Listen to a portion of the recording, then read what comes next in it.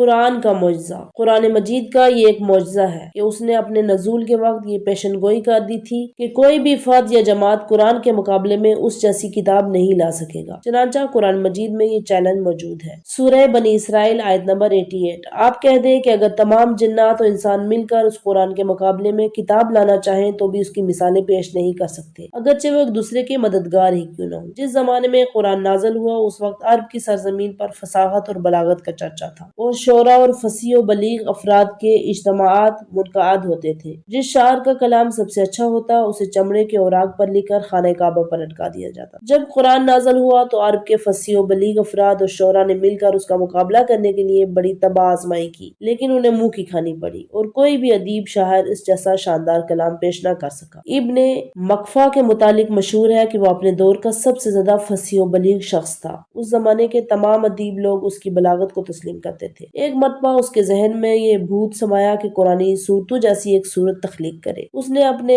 دو ادیب ساتھیوں کو اپنے ساتھ شامل کیا اور اس کے سامنے تجوید پیش کی اور کہا کہ ہم فی الحال قرآن مجید کی اس آیت جیسی آیت بنائیں، اگر بن گئی تو پھر آگے بڑھیں گے ورنہ رک جائیں گے۔ وہ آیت یہ ہے، اور حکم ہوا کہ اے زمین اپنا پانی نگل جا اور اے آسمان رک جا، چنانچہ پانی زمین پر بیٹھ گیا اور فیصلہ چکا دیا گیا، کشتی جودی پر ٹک گئی اور کہہ دیا گیا ظالم قوم کے لیے دوری ہو۔ اس آیت مجید جیسی آیت بنانے کے لیے فصیح ترین افراد نے کئی روز تک تباہ آزمائی اور الفاظ و کلمات کو بدلتے رہے، لیکن کئی روز کی مسلسل مشقت کا نتیجہ ناکامی کے سوا کچھ برآمد نہ ہو سکا۔ آخر کار ابن مکفہ اور اس کے دو عظیم المثال ادیب ساتھیوں کو یہ اقرار کرنا پڑا کہ وہ اپنی تمام تر جدوجہد کے باوجود بھی قرآن مجید کی ایک جیسی آیت بنانے سے قاصر ہے۔